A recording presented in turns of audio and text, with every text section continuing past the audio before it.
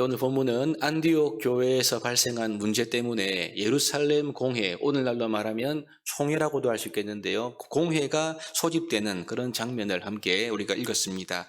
안디옥 교회에 어떤 문제가 있었습니까? 1절에 보시면 유대로부터 온 어떤 사람들이 안디옥 교회에서 말씀을 가르쳤는데 이제 구원을 받으려면 할례를 받아야 된다. 이런 가르침을 하게 된 것 때문에 이것이 안디옥 교회에 큰 다툼과 분쟁을 일으켰다. 이렇게 기록을 하고 있습니다.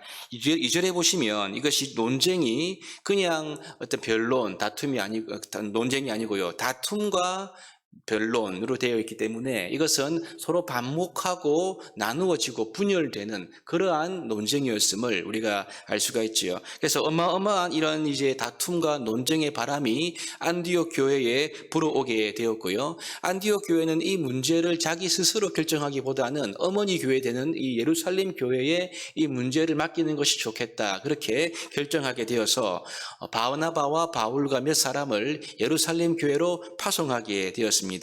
여러분 보십시오. 아주 은혜로운 안디옥 교회가 아니었습니까? 지금까지 안디옥 교회와 같이 은혜로운 교회가 어디 있습니까? 그들 교회가 그리스도인이라는 별명도 받고 또 아무도 해보지 않았던 그런 선교 여행을 가고 그 보고를 듣고 하나님의 일하심을 높였던 그런 안디옥 교회였는데요. 이 안디옥 교회에 난데없는 새로운 위기가 지금 닥치고 있다. 이것을 우리가 함께 보게 되는 거죠.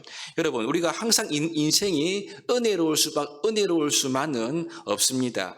은혜 받을 때가 있는가 하면 조금 지나면 은혜가 사라지는 것 같아 보이고 또 우리에게 어려움과 위기가 있는 순간이 찾아오게 되는 거죠. 마치 베드로가 변화산에 올라갔을 때 예수님께서 변화된 모습을 보고 우리가 초막셋을 쥘 때 이런 마음으로 항상 있을 수 있는가? 그렇지 않다는 것입니다. 조금 지나면 산 밑으로 내려오면 허다한 문제들이 많은 사람들을 만날 수 있는 것, 이것이 우리의 인생의 본 모습인 거죠. 은혜 받을 때는 좋지만 은혜가 또 항상 그런 것이 아니라는 것을 우리에게 말하고 있습니다.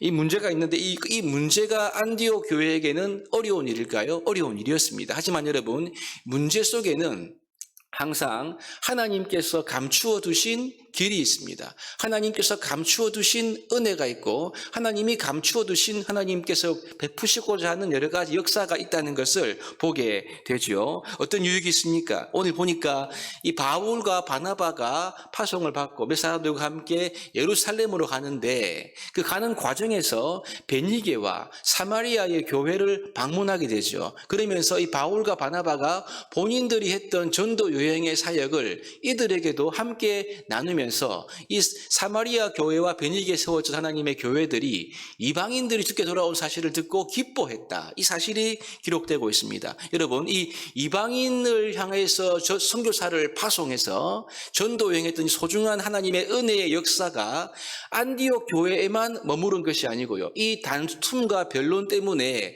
예루살렘으로 가는 과정에서 베니게와 사마리아에 있는 교회에도 이방인들이 죽게 돌아왔던 이 은혜로운 소식이 공유되고 나누어지고 있는 것이지요. 이것이 하나님께서 안디옥 교회에 생긴 어려움을 통해서 주신 축복이라고 우리가 볼 수가 있는 것이 아니겠습니까? 여러분 문제를 다 만납니다. 문제가 없는 인생이 없고 문제가 없는 교회도 없습니다. 그러나 여러분 이 문제를 통과하면서 우리가 하나님 안에 있을 때 하나님을 붙들 때 하나님을 믿는 성도와 백성과 교회들에게는요 이 문제가 문제로 끝나는 것이 아니라 문제를 통해서 하나님이 주시는 은혜로운 역사가 있다는 것이지요. 그렇기 때문에 우리 안에 우리 개인, 우리 가정, 우리 교회에 일어나는 여러 가지 문제를 바라볼 때마다 문제를 바라보는 시각이 달라야 합니다.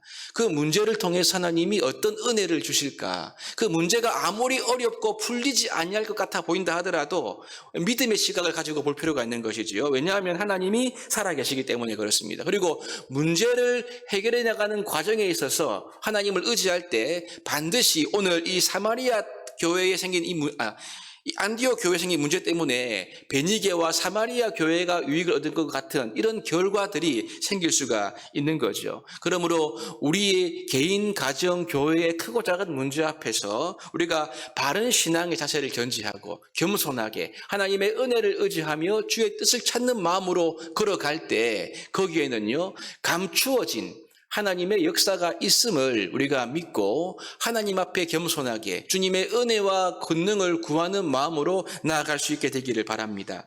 두 번째를 보시면요.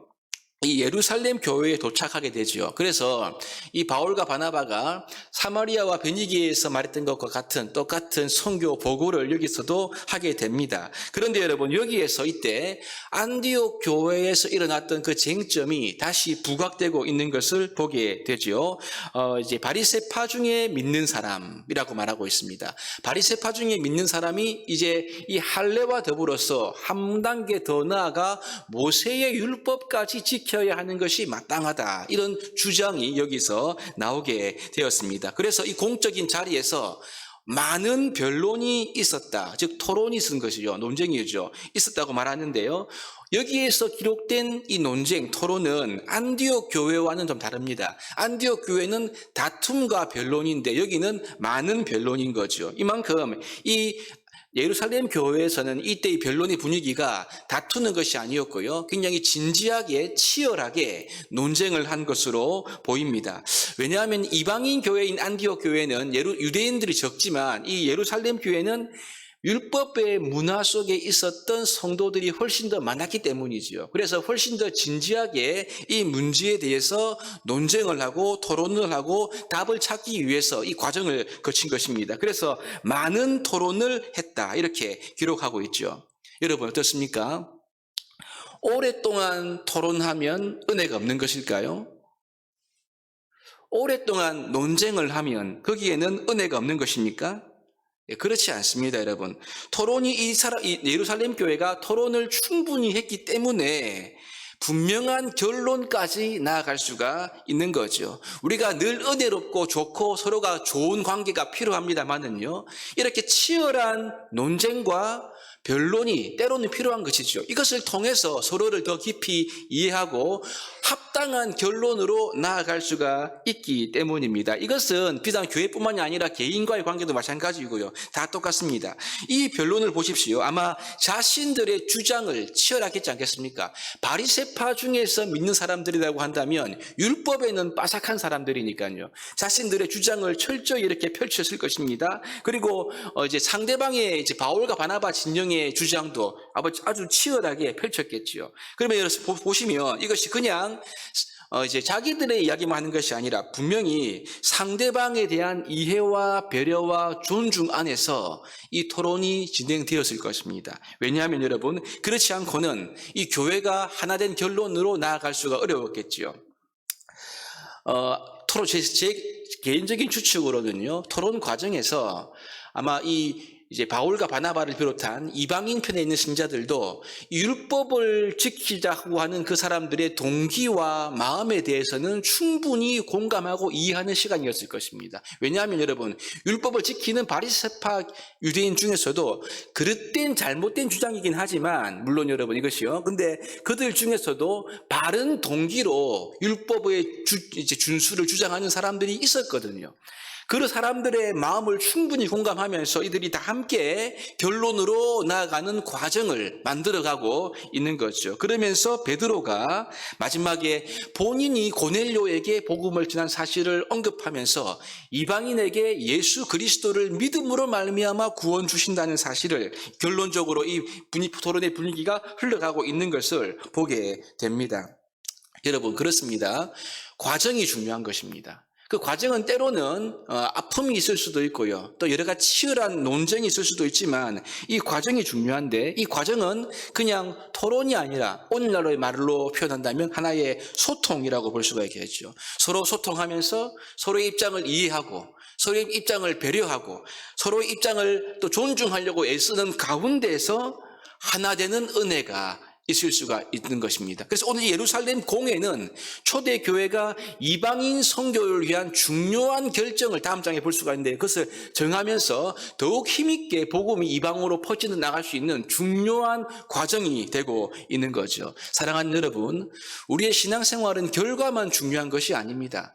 과정도 굉장히 중요합니다. 과정이 중요합니다. 그래서 이 과정을 잘 세워가는 그런 우리가 되어야 하는 거죠. 이 과정은 성도들 안에 오늘 안디옥 교회에 있었던 이 다툼과 변론처럼 이해하지 못하고 마치 분열되고 상반되는 것처럼 보이지만 이것을 하나 되게 만들어가는 그러한 과정이 아니겠습니까? 이러한 역사가 우리 가운데 있으려 한다면 우리 역시 이 예루살렘 교회의 성숙한 모델, 본을 본받아야 합니다. 서로를 배려하면서 주장을 잘 펼칠 수 있으면서 그러면서 치열하게 오랜 시간 잘 변론하여서 하나의 결론으로 나아갔던 이 예루살렘 교회의 성숙한 모습이 오고 오는 교회의 중요한 밑거름이 되고 있다는 것을 함께 오늘 우리가 보게 되는 거죠. 하나됨을 위한 과정이 중요함을 깨닫고 우리의 신앙생활이 하나님 앞에서 오늘 하루 겸손하게 그리고 하나님 앞에서 오늘 하루 주님을 의지하며 우리가 하나님의 뜻이 우리 안에 하나됨으로 이루어질 수 있도록 이것을 사모하며 우리가 하나님께 자신을 드리고 우리 온 개인과 교회가 이런 역사 과정을 잘 밟아 나가는 역사로 말미암아 하나님께서 우리 안에 살아계시고 일하시는 이런 놀라운 은혜를 경험하고 목도하는 우리 모두가 될 수 있기를 주님의 이름으로 축복합니다.